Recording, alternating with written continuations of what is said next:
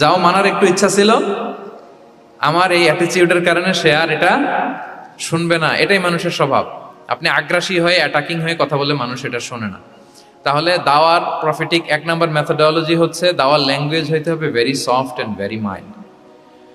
আল্লাহ তাআলা সূরাতু আলে ইমরানে বলছেন, ফাবিমা রাহমাতিম মিনাল্লাহি লিনতা লাহুম ওয়ালাউ কুনতা ফাযযান গালিযাল কলবি লানফাদ্দু মিন হাওলিক। নবী হে, আল্লাহর অনুগ্রহে, আল্লাহর রহমতে আপনি কোমল ভাষী হয়েছেন। আপনি কোমল ভাষী না হয়ে যদি রূঢ় ভাষী হতেন, তাহলে মানুষজন আপনার কাছ থেকে ভেগে ভেগে পালাতো। কিন্তু আমরা দেখতাম যে সাহাবারা রাসূল সাল্লাল্লাহু আলাইহি ওয়াসাল্লামের কাছে শুধু জড়ো হইতে চেত, দেখা করতে চেত, রাসূলকে ঘিরে রাখতো, এত পছন্দ করতো রাসূল সাল্লাল্লাহু আলাইহি ওয়াসাল্লামের কোমল আচরণের কারণে। ইভেন ফ্যামিলিতে কোনো সমস্যা হলে, অনেক সাহাবারা বলতেন ফ্যামিলির সাথে সমস্যা হলেও তারা রাসূলের কাছে চলে আসতো। এমনকি কারো পেটে ক্ষুধা লাগলেও তারা রাসূলের দরবারে চলে আসতো। তারা বলতো রাসূল সাল্লাল্লাহু আলাইহি ওয়াসাল্লামের চেহারার দিকে তাকালেই আমাদের ক্ষুধা মিটে যেত। কি কোমল ভাষী ছিলেন, কত সুন্দর সফট ল্যাঙ্গুয়েজ রাসূল সাল্লাল্লাহু আলাইহি ওয়াসাল্লাম ইউজ করেছেন। হ্যাঁ, রাসূল সাল্লাল্লাহু আলাইহি ওয়াসাল্লাম কখনো যে কঠোর ভাষায় কথা বলতেন না তা না, মাঝে মাঝে বলতেন, কিন্তু বেশিরভাগ ওনার দাওয়া ছিল সফট অ্যান্ড মাইল্ড। মাঝে মাঝে প্রেক্ষাপটের আলোকে রাসূল সাল্লাল্লাহু আলাইহি ওয়াসাল্লাম অনেক সময় তেজস্বী জ্বালাময়ী ভাষণ দিতেন, মনে হতো ব্যাটালিয়নকে কমান্ড করছেন। এটা মাঝে মাঝে চেহারা লাল হয়ে যেত, গড়গড় করতেন যুদ্ধের আগে। কিন্তু রেগুলার বেসিসে রাসূল সাল্লাল্লাহু আলাইহি ওয়াসাল্লাম খুব কোমল ভাষায় কথা বলতেন। তাহলে 1 নম্বরে যেটা জানলাম, যদি আপনি দাওয়া মেন্টালিটি, দাওয়া মোডে থাকতে চান, আপনার ভাষা হতে হবে শক্ত না নরম? সফট হইতে হবে, কোমল। কারোর প্রতি আগ্রাসী হয়ে যেন আমরা কথা না বলি, অ্যাটাকিং মোডে যেন না বলি, বললেও শুনবে না। এটাই মানুষের নেচার, সফট ল্যাঙ্গুয়েজে বলতে হয়। ফেরাউনকে যদি বলা হয় ওর সাথে ভালোভাবে বলো, তো আমাদের আশেপাশে যারা আছে এরা তো আরো এদেরকে সম্মান দিয়ে নরম করে বলা উচিত, কি বলেন? জি, 1 নম্বর গেল। 2 নম্বর হচ্ছে দাওয়াকে ফলপ্রসূ করতে হলে রাসূল সাল্লাল্লাহু আলাইহি ওয়াসাল্লাম যেটা করতেন, শ্রোতাদের অনেক সময় মনোযোগ আকর্ষণের জন্য উনি অনেক ধরনের টুলস, অনেক ধরনের জিনিস তিনি ব্যবহার করতেন। যেমন একটা পদ্ধতি রাসূল সাল্লাল্লাহু আলাইহি ওয়াসাল্লামের ছিল, রাসূল সাল্লাল্লাহু আলাইহি ওয়াসাল্লাম মানুষের আকর্ষণ বৃদ্ধির জন্য মাঝে মাঝে প্রশ্ন ছুড়ে দিতেন অডিয়েন্সকে, drawing attention of the listener by throwing questions. Question throw করার মাধ্যমে অ্যাটেনশন গ্রো করতেন। হাদিসে এরকম অনেক উদাহরণ পাওয়া যায়। একটা ছোট্ট হাদিস শেয়ার করি, সহিহ মুসলিমে এসেছে। রাসূল সাল্লাল্লাহু আলাইহি ওয়াসাল্লাম একবার সাহাবাদেরকে বললেন, ইন্না মিনাশ শাজারি শাজারাতান লা ইয়াসকুতু ওয়ারাকুহা মাসালুহা মাসালুল মুসলিম। রাসূল সাল্লাল্লাহু আলাইহি ওয়াসাল্লাম জিজ্ঞেস করলেন, তোমরা কি কেউ বলতে পারবা বৃক্ষরাজির মধ্যে একটা বৃক্ষ আছে, গাছের মধ্যে একটা গাছ আছে যেই গাছের কখনো পাতা ঝরে না, ওই গাছের পাতা কখনো ঝরে না। এর দৃষ্টান্ত হচ্ছে মুসলিমের দৃষ্টান্তের মতো। বলতো ফাহাদ্দিসুনি মা হিয়া, বলতো ওই গাছটা কি? কে বলতে পারো? আপনারা তো সব একেবারে পেরে গেছেন। তো সাহাবারা ওই দিন কেউ বলতে পারেন নাই। কারণ কি জানেন? একে তো আমরা জানি হাদিস স্টাডি করার কারণে, হাদিস স্টাডি না করলে তো আমরা বলতে পারতাম না, আমাদের দেশে তো খেজুর গাছ অত হয় না। তো ওনারা কেউ বলতে পারে না। এর কারণ হচ্ছে তারা ভাবছিল প্রশ্ন যেহেতু করছে, এটা যেন তেন প্রশ্ন, এটা কঠিন কোনো গাছের একটা নাম বলতে হবে। তো বাড়ির পাশে যে খেজুর গাছ, মদিনার অলিতে গলিতে যে খেজুর গাছ ভর্তি, এই দিকে আর ওনাদের অ্যাটেনশন যায় না। ওনারা চলে গেছে মরুভূমিতে, ইয়ামানে, তারপর একেবারে ডেজার্টের মাঝখানে কি কি ক্যাকটাস, গুলমলতা, কি কি গাছ আছে ওগুলো আওড়াচ্ছে মনে মনে। ভাবতেছে যে খেজুর গাছের কথা তো রাসূল সাল্লাল্লাহু আলাইহি ওয়াসাল্লাম আমাদের জিজ্ঞেস করার কথা না, এ তো আমাদের গাছ, বাড়ির পাশের গাছ। তো কেউই আর বলতে পারে নাই। এরপর রাসূল সাল্লাল্লাহু আলাইহি ওয়াসাল্লাম যখন দেখলেন সবাই অপারগ, রাসূল সাল্লাল্লাহু আলাইহি ওয়াসাল্লাম বললেন, ইন্নাহা আন-নাখলা, এটা হচ্ছে খেজুর গাছ, ডেট প্লান্ট। তো আব্দুল্লাহ ইবনে উমর রাদিয়াল্লাহু তাআলা আনহু বাড়িতে যাওয়ার পরে ওমরে ফারুককে তার বাবাকে বললেন যে, বাবা, আজকে যে রাসূল সাল্লাল্লাহু আলাইহি ওয়াসাল্লাম প্রশ্ন ছুড়ে দিলেন, আপনারা যে কেউ পারলেন না, উত্তরটা কিন্তু আমি পারতাম। তো ওমরে ফারুক বললেন, বলো কি, তুমি পারতা? তো বললা না কেন? তুমি আজকে উত্তর দিতে পারলে তো রাসূলের সামনে আমার বুকটা এত বড় হয়ে যেত। লাল উট পেলে আরবরা যেই খুশি, আমি এর চেয়ে বেশি খুশি হতাম। তখন উনি বললেন যে, আপনি পারতেছেন না, অন্যান্য বয়স্ক সাহাবারা পারতেছে না, মুরব্বীরা কেউ যেহেতু বলে নাই, আমি বিনয়ের খাতিরে উত্তরটা দেই নাই, কিন্তু আমি জানতাম যে এটা খেজুর গাছ। তাহলে দেখেন, রাসূল সাল্লাল্লাহু আলাইহি ওয়াসাল্লাম অ্যাটেনশনটাকে ড্র করার জন্য প্রশ্ন ছুড়ে দিতেন। আপনারা তো প্রশ্ন ছুড়াই তো আপনাদের কাজ, যে কি অবস্থা, শরীরটা কেমন, পেট ঠিক আছে কিনা, ঘুম হয় কিনা, কমন প্রশ্ন না আপনাদের? আপনাদের কাছে গেলেই তো প্রথমে জিজ্ঞেস করে যে হজম হয় কিনা, তারপর ঘুম আসে কিনা, এই হয় কিনা, অনেক প্রশ্ন আপনারা করেন। তো এইভাবে আপনি যদি আস্তে আস্তে প্রশ্নের ছলে যদি তাকে আপনি দাওয়া দিতে চান, আপনি কিন্তু দিতে পারেন। এটা রাসূল সাল্লাল্লাহু আলাইহি ওয়াসাল্লামের একটা দাওয়া মেথোডোলজি ছিল। 2টা বলে ফেললাম। একটা হচ্ছে দাওয়ার ল্যাঙ্গুয়েজ হতে হবে অনেক শক্ত, নাকি? হ্যাঁ, নরম, সফট এন্ড মাইল্ড। 2 নাম্বার হচ্ছে প্রশ্ন ছুড়ে দিয়ে শ্রোতাকে আকর্ষণ করা, মনোযোগ আকর্ষণ করা। 3 নাম্বার, ভিজুয়াল এক্সপ্লেনেশন। রাসূল ইসলাম এটা করতেন যাতে করে আরো সহজে বোঝানোর জন্য। এটা নিশ্চয়ই আপনারা করেন।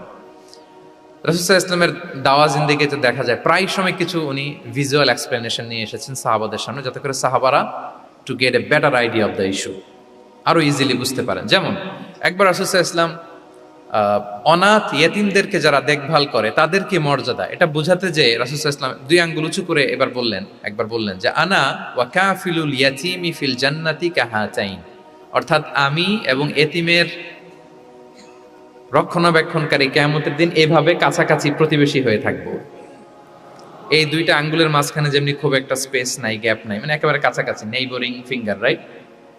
আমি এবং এতিমের রক্ষণাবেক্ষণকারী এভাবে নেইবর হয়ে থাকবো। এই যে ভিজুয়াল এক্সপ্লেনেশন দেখছেন, এই যে দাওয়ার মধ্যে মাঝে মাঝে এরকম ভিজুয়াল এক্সপ্লেনেশন করতে হবে যাতে করে শ্রোতারা বুঝে। রাসূল ইসলাম এটা করেছেন। মুসনাদে আহমদে এক হাদিস এসেছে, রাসূল ইসলাম একবার খেজুরের একটা ডাল নিয়ে মরুভূমির মধ্যে একটা দাগ টানলেন। খাত্তালানা রাসূলুল্লাহ সাল্লাল্লাহু আলাইহি ওয়াসাল্লাম খাত্তান, একটা স্ট্রেইট লাইন দিয়ে রাসূল সাল্লাল্লাহু আলাইহি ওয়াসাল্লাম বললেন এটা হচ্ছে সিরাতুল মুস্তাকিম। সাহাবাদের দৃষ্টি আকর্ষিত হলো, সবাই মনোযোগী হয়ে উঠলো, তাই নাকি? এটা সিরাতুল মুস্তাকিম, যে দোয়া আমরা প্রতিদিন করি, ইহদিনাস সিরাতাল মুস্তাকিম। খেজুরের ডাল দিয়ে স্ট্রেইট লাইন কেটে বললেন এটা হচ্ছে সিরাতুল মুস্তাকিম। এবার ওই খেজুরের ডাল দিয়ে ডানে বায়ে অনেকগুলো ছোট ছোট দাগ কাটলেন আর বললেন হ্যাঁ দিহি সুবুলুশ শায়তান, এগুলো হচ্ছে শয়তানের রাস্তা, এটা হচ্ছে মুস্তাকিম সোজা রাস্তা যেটা জান্নাতে যায়। আর ডানে বায়ে অনেকগুলো দাগ কাটলেন, ডেকে বললেন এই প্রতিটি রাস্তায় একটা করে শয়তান বসে থাকে আর সে তোমাদেরকে টেম্পটেশন দিতে থাকে, প্রভোকেশন করতে থাকে, ধোঁকা দিতে থাকে, ওয়াসওয়াসা দিতে থাকে। ডানে বায়ে না তাকিয়ে এই সিরাতুল মুস্তাকিমের পথেই অবিচল থাকতে হবে। তাহলে দেখেন মরুভূমির মাঝখানে, তখন তো আর ওই যে এলইডি প্রজেক্টর থাকলে হয়তো রাসূল সাল্লাল্লাহু আলাইহি ওয়াসাল্লাম ওইটাই ব্যবহার করতেন, আমরা এটা এখন করতে পারি বোঝানোর জন্য। রাসূল সাল্লাল্লাহু আলাইহি ওয়াসাল্লাম খেজুরের ডাল দিয়ে মরুভূমির মধ্যে দাগ কেটে সাহাবীদেরকে এই ভিজুয়াল এক্সপ্লেনেশন দিলেন এবং সাহাবারা খুব সহজে বুঝতে পারলেন যে কোনটা সিরাতুল মুস্তাকিম, কোনটা সিরাতুশ শাইতান। এভাবে রাসূল সাল্লাল্লাহু আলাইহি ওয়াসাল্লাম ভিজুয়াল এক্সপ্লেনেশন ইউজ করতেন। আমরা বিশ্বাসীরা যে ভাই ভাই, মুমিনরা যে ভাই ভাই, আমাদের সম্পর্ক যে কত সুদৃঢ় মজবুত, এটা বোঝাতে যে একবার রাসূল সাল্লাল্লাহু আলাইহি ওয়াসাল্লাম বললেন আল মুমিনু লিল মুমিনি কাল বুনিয়ান, বিশ্বাসীরা তাদের সম্পর্ক হচ্ছে কাল বুনিয়ান, একটা সুদৃঢ় প্রাচীরের মতো, সীসা ঢালা প্রাচীরের মতো। ইয়াশুদ্দু বা'দুহু বা'দা, যেটার এক পাশ আরেক পাশকে মজবুত করে। Strengthening one part the others, এক পার্ট আরেক পার্টকে মজবুত করে। যেমন এই বিল্ডিং, এদিকে ভেঙে ফেললে এটা নড়বড়ে হয়ে যাবে। তিনি বুঝালেন যে সুদৃঢ় প্রাচীরের মতো হচ্ছে বিশ্বাসীদের সম্পর্ক। এটা বলে ওয়াসাব্বাকা বাইনা আসাবিহি, মানে ডান হাতের আঙ্গুলগুলো বা হাতের ভেতরে ভেবে ঢুকিয়ে দিলেন, বললেন যে এরকম মজবুত। সুবহানাল্লাহ। এই যে এই হাতের আঙ্গুলগুলো এই হাতে ঢুকিয়ে এরকম চাপ দিলে খুব শক্ত হয় না, মজবুত হয় না? রাসূল সাল্লাল্লাহু আলাইহি ওয়াসাল্লাম বললেন আমাদের বন্ধন হচ্ছে এরকম সুদৃঢ় মজবুত, সুদৃঢ় সীসা ঢালা প্রাচীরের মতো। আল্লাহু আকবার। তাহলে এই যে ভিজুয়াল এক্সপ্লেনেশন, রাসূল সাল্লাল্লাহু আলাইহি ওয়াসাল্লাম বোঝানোর জন্য এই যে এরকম দাগ কাটা, কখনো এইভাবে, হাদিসে এরকম অনেক পাওয়া যায়। আমি অল্প কয়েকটা, সময়ের টাইম কনস্ট্রেন্টের কারণে অল্প কয়েকটা নিয়ে আসলাম। তাহলে এটা রাসূল সাল্লাল্লাহু আলাইহি ওয়াসাল্লামের একটা দাওয়া মেথোডোলজি ছিল, বোঝানোর জন্য কত ইজিয়েস্ট ওয়েতে তিনি অডিয়েন্সের কাছে পৌঁছাতে পারেন। তিনি প্রয়োজনে ভিজুয়াল এক্সপ্লেনেশনের সহায়তা নিতেন। কয়টা গেল মেথোডোলজি? 3টা। 4 নাম্বার হচ্ছে গ্রাজুয়ালিটি, ধীরে ধীরে ধাপে ধাপে দাওয়া পরিচালনা করা, দাওয়া কাজ করা। এটাতে অনেক সময় আমরা ভুল করে ফেলি। আমরা অনেক সময় একটু রাশিং মেন্টালিটিতে থাকি, তাড়াহুড়ো। একজন ভাই নতুন দিনে ফিরছে, আগে হয়তো সংশয়বাদী ছিল, নাস্তিক ছিল, প্র্যাকটিস করতো না, এখন সে প্র্যাকটিসের ইচ্ছা করছে। এই সুযোগ পেয়ে আমি তারে বলা শুরু করলাম নামাজ পড়তে হবে, রোজা রাখতে হবে, যাকাত দিতে হবে, তোমার ওয়াইফের পর্দা করাইতে হবে, হালাল হারাম ও কয়েক ছাড়ছে, আমার সম্ভব না। ও বলবে ভাই আগে যাচ্ছিলাম ওইটাই ভালো ছিল, এতগুলো তো আমি মানতে পারবো না। তো এই যে আপনি তাকে দিন থেকে ভাগালেন, আপনার দাওয়া মেথোডোলজি জানা না থাকার কারণে আপনি তাকে ভাগালেন। একসাথে আপনি এত কথা বলবেন না। নতুন যখন কেউ দিনে ফিরে তাকে আপনি একসাথে এত কথা বলবেন না। নতুন যখন কোনো বোন ইসলামে আসতে চায় তাকে আপনি কঠিন করে বলবেন না। উপরে আমাদের বোনরা আছে, তাদেরকেও আমি বলবো সহজ করে বলেন। প্রথমে নামাজের কথা বলেন, নামাজ আস্তে আস্তে পড়ুক যতটুকু পারুক। প্রথমে হয়তো 5 ওয়াক্ত পারবে না, 1 ওয়াক্ত 2 ওয়াক্ত দিয়ে শুরু করবে, এরপর আস্তে আস্তে 5 ওয়াক্ত যাবে।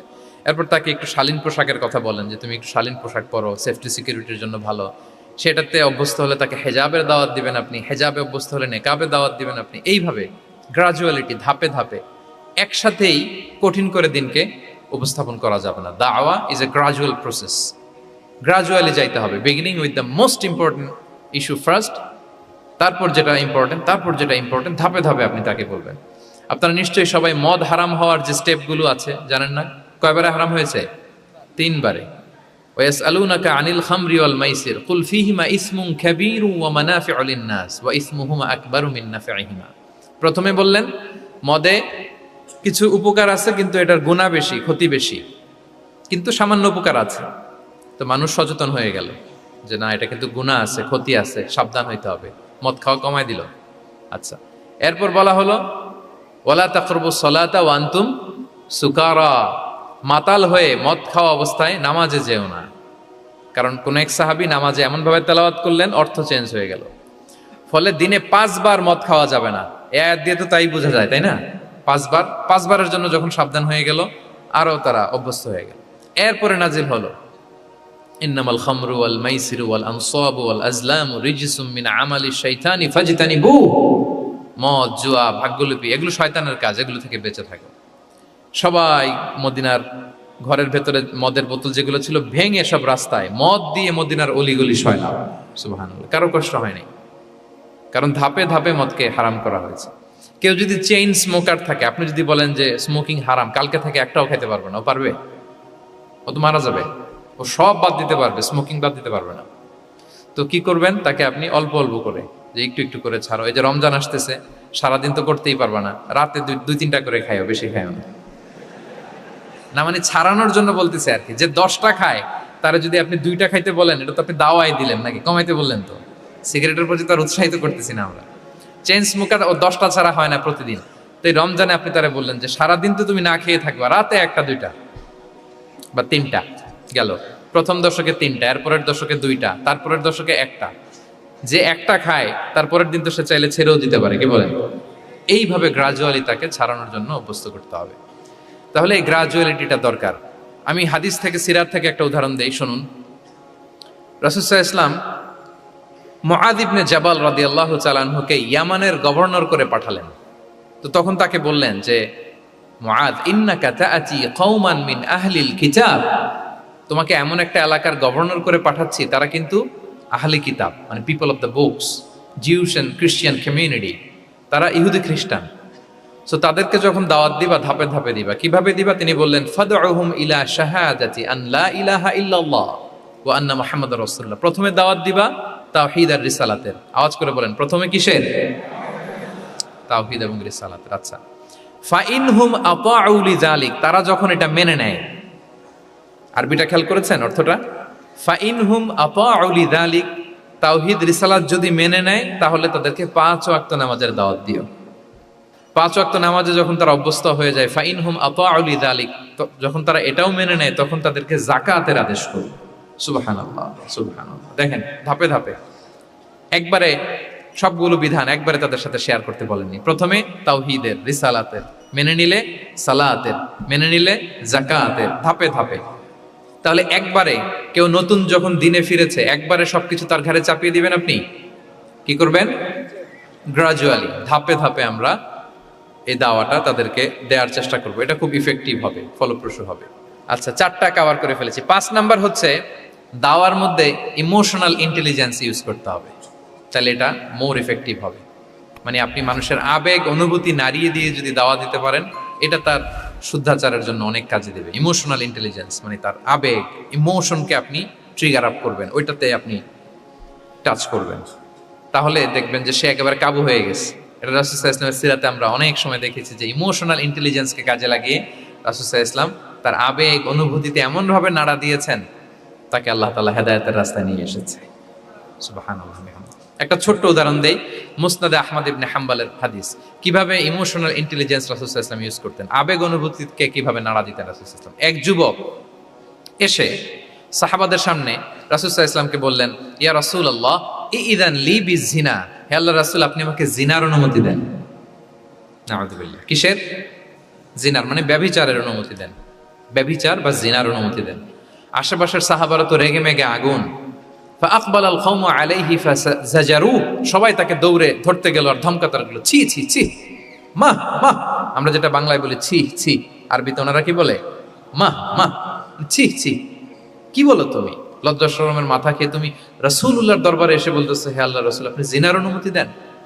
যে রাসূল আল্লাহর পক্ষ থেকে বাণী শোনায়, ওয়ালা তাকরাবুজ জিনা, তোমরা ব্যভিচারের নিকটবর্তীও হয়ো না, আর তুমি সেই নবীর কাছে এসে আবদার করতেছো জিনার অনুমতি দেন?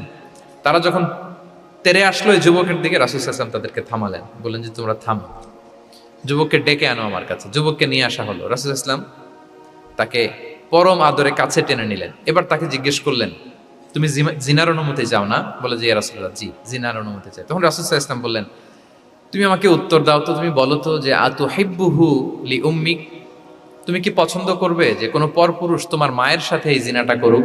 তোমার এটা ভালো লাগবে? সে বলে, লা ইয়া রাসূলুল্লাহ, না, কখনো না, আমার মায়ের সাথে কেউ এই পাপাচারে লিপ্ত হবে, এটা কোনো মানুষ মেনে নেবে না।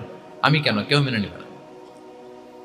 তারপর রাসূল সাল্লাল্লাহু আলাইহি ওয়াসাল্লাম তাকে বললেন, আতুহিব্বুহু লিবনাতিক, তুমি তোমার কলিজার টুকরা সন্তান, কন্যা সন্তানের সাথে, তোমার কন্যার সাথে কেউ এই পাপ কাজটা করুক, এটা তুমি মেনে নিবে? এটা তুমি পছন্দ করো?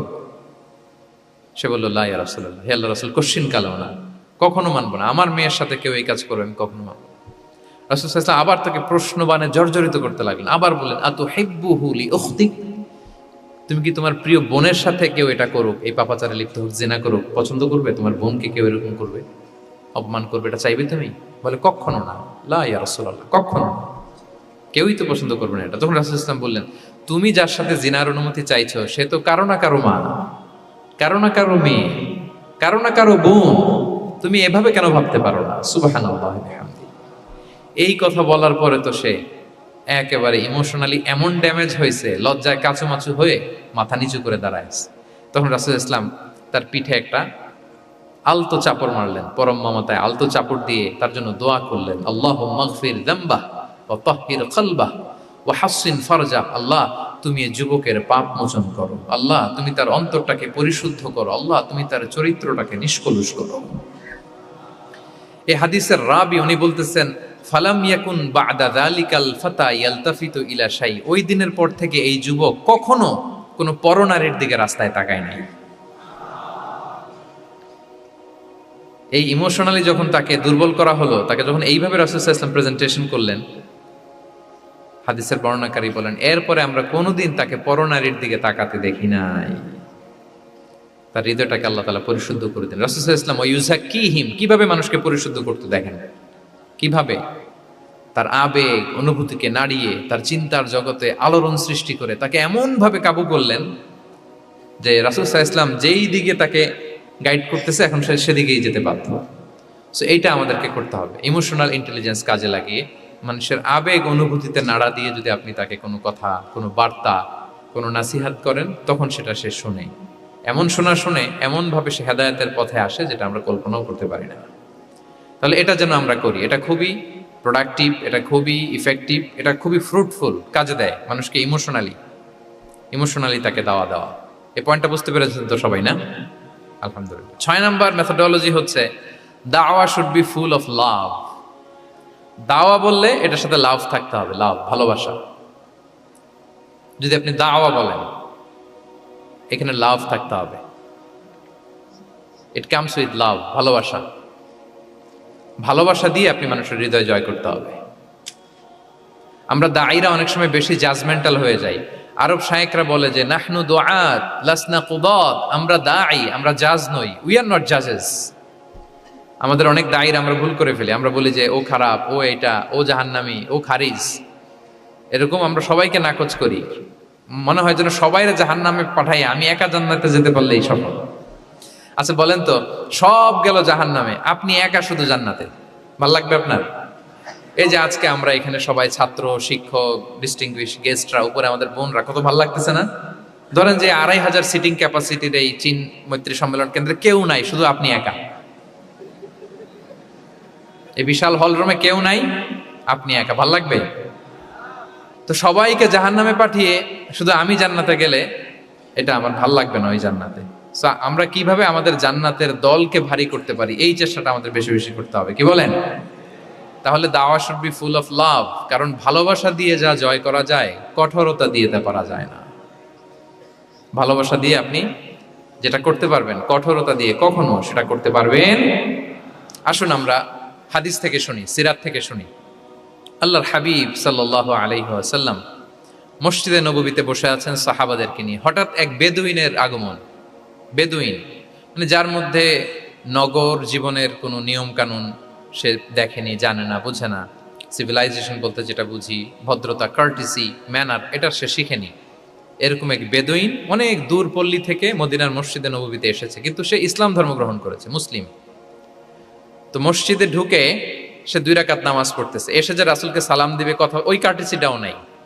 রাসূল সাল্লাল্লাহু আলাইহি ওয়াসাল্লাম বসা ওইদিকে সাহাবাদের নিয়ে, সে তার মতো এসে এক জায়গায় মসজিদের সাথে তার উট বেঁধে সে 2 রাকাত নামাজ পড়ে দোয়া করতেছে আল্লাহর কাছে। কি দোয়া জানেন? দোয়ার মধ্যেও কাটিসি নাই। দোয়াতে বলে, ইয়া আল্লাহ, আল্লাহুম্মা আরহামনি ওয়ারহাম মুহাম্মাদা ওয়ালা তারহাম মা'ানা আহাদা। মানে আল্লাহ, তুমি শুধু আমারে রহম করো আর মুহাম্মদ সাল্লাল্লাহু আলাইহি ওয়াসাল্লামের রহম করো, আমাদের সাথে আর কাউরে রহম করো না তুমি। বেদুইন, তার মধ্যে আদাবু দোয়া, দোয়ার যে একটা এটিকেটস আছে, এটা তো তার জানা নাই। দোয়ায় অন্যদের জন্য দোয়া করলে যে নিজের লাভ, এটা সে জানতো না। আমি যদি বলি যে আল্লাহ এই ভাইদেরকে তুমি কবুল করো, তখন ফেরেশতারা বলে আল্লাহ যিনি দোয়া করতেছে আগে তাকে তুমি কবুল করো। কেউ অসুস্থ, আমি যদি বলি আল্লাহ আমার এই ভাইকে তুমি সুস্থ করো, আল্লাহর ফেরেশতারা বলে আল্লাহ যিনি দোয়া করলেন আগে তার রোগ বালাই থাকলে আগে তাকে সুস্থ করো। এই যে দোয়ার এটিকেটস, আদাব ও দোয়া, এটা সে জানতো না। সে দোয়া করতেছে আল্লাহুম্মা আরহামনি ওয়ারহাম মুহাম্মাদা ওয়ালা তারহাম মা'ানা আহাদা, শুধু আমারে রহম করো, মুহাম্মদ সাল্লাল্লাহু আলাইহি ওয়াসাল্লাম রহম করো, আর কাউরে না। তো রাসূল সাল্লাল্লাহু আলাইহি ওয়াসাল্লাম দূর থেকে দেখতেছেন এই দোয়া আর বলতেছেন যে হায় রে, একটা প্রশস্ত জিনিসকে সে সংকীর্ণ বানায় ফেললো। আল্লাহর কাছে কি রহমের কোনো কমতি বা ঘাটতি আছে? নাই। সে তো দোয়াতে সবাইকে ইনক্লুড করতে পারতো। তো রাহমাতাল লিল আলামিন আল্লাহর হাবিব সাল্লাল্লাহু আলাইহি ওয়াসাল্লাম তিনি বুঝতে পেরেছেন যে এই লোকটা আসলে বেদুইন, তার মধ্যে ওই কার্টিসি নাই। তো তিনি ফলো করতে লাগলেন যে দেখি লোকটা কি করে। তো লোকটা দোয়া টোয়া করেই এবার যে মসজিদের এক কর্নারে বসে ওখানেই পেশাব করা শুরু করলো। মানে কোনো কার্টিসি, নিয়ম, ভদ্রতা তার জানা নাই। তো তাকে পেশাব করতে দেখে বাকি লোকেরা তো তাকে ধরতে গেল, মারতে গেল। রাসূল সাল্লাল্লাহু আলাইহি ওয়াসাল্লাম বললেন, দাউ, রাখো রাখো, আরে থামো থামো, ওকে কাজ সারতে দাও, ওকে ওর কাজ সারতে দাও। কারণ আপনারা এটা ভালো জানেন যে ওয়াশরুম সারা অবস্থায় যদি কেউ বাইরে থেকে জোরে ডাক দেয় তাহলে অবস্থা খারাপ আছে, ঠিক কিনা বলেন? কেউ টয়লেট সারতেছে ওয়াশরুমে, তখন যদি আপনি জোরে নক করেন এটা তার ক্ষতি হয়, কারণ আগে তাকে ওইটা পাস করতে হবে স্মুথলি। এটাও একটা এটিকেট যে কেউ ওয়াশরুমে গেল, আমাকেও যেতে হবে, তো আমি যে বারবার ডিস্টার্ব না করে ওখানে একটু পায়চারা করতে পারি, একটু হালকা মৃদু শব্দে কাশি দিতে পারি, বা আমি যে বাইরে আছি, সামওয়ান ইজ ওয়েটিং আউটসাইড, এটা তাকে বুঝাতে পারি। কিন্তু অনেকে যে কি করে, ধাম ধাম করার যখন শুরু করে ওই বেচারার তো অবস্থা টাইট। এটা যেন আমরা না করি, এই শিক্ষাটা কিন্তু এই হাদিস থেকে পাই। রাসূল সাল্লাল্লাহু আলাইহি ওয়াসাল্লাম বললেন, দাউ দাউ, রাখো রাখো, আরে ছাড়ো ছাড়ো, ও তো এখন করতেছে, ইউরিন পাস করতেছে, রাখো, ওটাও সারুক, আগে সারুক, আমরা পরে ডিল করি। তো সবাইকে তিনি থামালেন, ও সারলো। এবার রাসূল সাল্লাল্লাহু আলাইহি ওয়াসাল্লাম বললেন, এবার তোমরা যে ওয়াহারিকু আলা বাউলিহি সাজলান মিন মা, যেহেতু মসজিদে নববীর ফ্লোর ছিল বালুর ফ্লোর, শুকিয়ে যাবে, বললেন যে ওর পেশাব করা জায়গার উপর 1 বালতি পানি ঢেলে দাও। সাহাবারা দিল। আর এই বেদুইন লোককে রাসূল সাল্লাল্লাহু আলাইহি ওয়াসাল্লাম কাছে টেনে নিলেন, যে তাকে খুব ভালোবাসা দিয়ে বললেন, কি অবস্থা তোমার, কোত্থেকে আসছো, সব খোঁজ খবর নিয়ে বললেন যে তুমি যে এইখানে নামাজ পড়লা, এরপরে আবার এই কাজটা সারলা, তুমি কি জানো এইখানে আল্লাহর জিকির করা হয়, এটা আমাদের ইবাদতগাহ, এখানে আমরা রবের জিকির করি, তার কাছে ফরিয়াদ করি, সবাই মিলে এই কমিউনিটির সবাই এখানে আসে, এই কমিউনিটির, মদিনার কমিউনিটির সবাই মিলে, নারী পুরুষ নির্বিশেষে আমরা এসে এখানে আল্লাহর কাছে ফরিয়াদ করি, দোয়া করি, ইবাদত করি, কোরআন তেলাওয়াত করি, এটা আমাদের ইবাদতগাহ। এইখানে কি এমন কাজটা করা তোমার ঠিক হলো? সে তো লজ্জায় কাচুমাচু হয়ে রাসূল সাল্লাল্লাহু আলাইহি ওয়াসাল্লামের কাছে ক্ষমা চাইতেছে। সুবহানাল্লাহ ওয়া বিহামদিহি। একটা কঠিন পরিস্থিতিকে ভালোবাসা দিয়ে রাসূল সাল্লাল্লাহু আলাইহি ওয়াসাল্লাম কোথায় নিয়ে যেতেন, এটাকে পুরো হিস্ট্রি পাল্টে দিতেন, সিনারিও পাল্টে দিতেন। সাহাবারা অবাক হলো, তারাও শিখলো যে না, এরকম করা যাবে না। তখন তাকে এইভাবে ডিল করলেন। আর সাহাবারা যারা রাগারাগি করেছিল, সাহাবীদেরকে রাসূল সাল্লাল্লাহু আলাইহি ওয়াসাল্লাম বললেন, ফাইন্নামা বুইসতুম মুয়াসসিরিন ওয়া লাম তুবআসু মুআসসিরিন, মনে রেখো তোমরা সহজপন্থী হয়ে প্রেরিত হয়েছো, তোমরা কঠিন কট্টরপন্থী হয়ে, জটিলপন্থী হয়ে প্রেরিত হও নাই। তোমরা কোনো কাজকে জটিলভাবে সমাধানের দিকে যেও না, সহজ করে সলভ করবা। সুবহানাল্লাহ, সুবহানাল্লাহ বিহামদিহি। তাহলে দেখেন, ভালোবাসা দিয়ে রাসূল সাল্লাল্লাহু আলাইহি ওয়াসাল্লাম ওই বেদুইনকে যেভাবে আদব শিক্ষা দিলেন, তার হৃদয় জয় করলেন, কঠোরতা দিয়ে পারা যেত? বলেন তো পারা যেত? পারা যেত না। তো 6 নাম্বার দাওয়া মেথোডোলজি হচ্ছে, দাওয়া should be full of love, full of love, full of well wishes. আপনি শুভকামনা, ভালোবাসা, এটা দিয়ে আপনি মানুষের হৃদয়ে যতটুকু জায়গা পাবেন, কঠোরতা দিয়ে পাবেন না। আরেকটা ছোট্ট উদাহরণ দেই। সুমামা ইবনে উসাল রাদিয়াল্লাহু তাআলা আনহু, উনি ইয়ামামার অধিপতি ছিলেন। রাসূল সাল্লাল্লাহু আলাইহি ওয়াসাল্লামকে হত্যা করতে এসেছিলেন গোপনে। কি করতে? হত্যা করতে। কি করতে বলেন সবাই? হত্যা করার জন্য এসেছিলেন। কিন্তু দুর্ভাগ্যক্রমে হত্যা করতে এসে সে ধরা পড়ে গেছে সাহাবীদের হাতে, হত্যার করতে পারে নাই সুমামা ইবনে উসাল। তো সাহাবীরা তাকে ধরে মসজিদে নববীর পিলারের সাথে বেঁধে রাখলো, বেঁধে রাসূল সাল্লাল্লাহু আলাইহি ওয়াসাল্লামকে ডাকলো। তারা বলল, যে ইয়া রাসূলুল্লাহ, দেখেন ইয়ামামা থেকে আসছে সুমামা ইবনে উসাল আপনাকে হত্যা করবার জন্য, তাকে আমরা ধরে ফেলেছি, আমরা বেঁধে রেখেছি। রাসূল সাল্লাল্লাহু আলাইহি ওয়াসাল্লাম তার কাছে যে তার খোঁজ খবর নিলেন প্রথম দিন, এবং তার সামনে যথারীতি তাওহীদ এবং রিসালার দাওয়াত দিলেন। ফিরে আসলেন, ফিরে এসে সাহাবাদেরকে বললেন, তোমাদের ঘরে ভালো রুটি আছে কার কাছে? রুটির কালেকশন, আটা পিষে রুটি বানাতে পারবে। একজন বলল আমি। বললো যে এটা সুমামাকে দিয়ে আসো। তো দিয়ে আসলো। আরেকজন বললো ভালো তাজা খেজুর আছে কার কাছে? এক সাহাবী বললেন আমার কাছে। রাসূল ইসলাম বললেন যাও, এটা সুমামাকে দিয়ে আসলেন। এরপরের দিন রাসূল ইসলাম যে আবার ইসলামের সৌন্দর্য, মাহাসিন আহকামি শারিয়া, ইসলামী শারিয়ার যে বিউটি অফ ইসলাম, এটা তুলে ধরলেন, ইসলামের যৌক্তিকতা তুলে ধরলেন। সে অবাক হতে লাগলো যে কিরে, যুদ্ধবন্দীদের সাথে মুহাম্মদ সাল্লাল্লাহু আলাইহি ওয়াসাল্লাম এবং তার অনুসারীরা এরকম আচরণ করে? সে তো যুদ্ধবন্দী, এত সুন্দর আচরণ। তাকে আবার ইসলামের সুশীতল বাণীগুলোর প্রতি আহ্বান করে রাসূল ইসলাম বাড়িতে এসে এবার নিজের যে উট আছে, উটকে যে পালে, সে রাখালকে বললো তুমি উটের দুধ দহন করে তাকে কিছু দুধ দিয়ে আসো। সুবহানাল্লাহ। আসছিল রাসূল সাল্লাল্লাহু আলাইহি ওয়াসাল্লামকে কি করতে? হত্যা করতে। তো তাকে ওটের গরম দুধ দিয়ে আসা হলো, সে পেট ভরে খেলো। তৃতীয় দিন এবার রাসূল সাল্লাল্লাহু আলাইহি ওয়াসাল্লাম যে ইসলামের যে ভবিষ্যৎ, ইসলাম মানলে যে জান্নাতে থাকা যাবে, এগুলো সব বললেন, এবং তাকে আরো অনেক মেহমানদারি করলেন, আপ্যায়ন করলেন। 3 দিন যখন রাসূল সাল্লাল্লাহু আলাইহি ওয়াসাল্লাম ইসলামকে তার সামনে এভাবে প্রেজেন্ট করলেন, আপ্যায়ন করলেন, ভালো আচরণ দেখালেন, সে অবাক হয়ে গেল। আল্লাহ তাআলা তার হৃদয়টাকে নূর দিয়ে আলোকিত করে দিলেন। 3 দিন পর রাসূল সাল্লাল্লাহু আলাইহি ওয়াসাল্লাম সাহাবীদেরকে ডেকে বললেন, যাও সুমামা ইবনে উসালের হাত পা গুলো যে রশি দিয়ে বেঁধে রেখেছো ছেড়ে দাও, রশিগুলো খুলে দাও।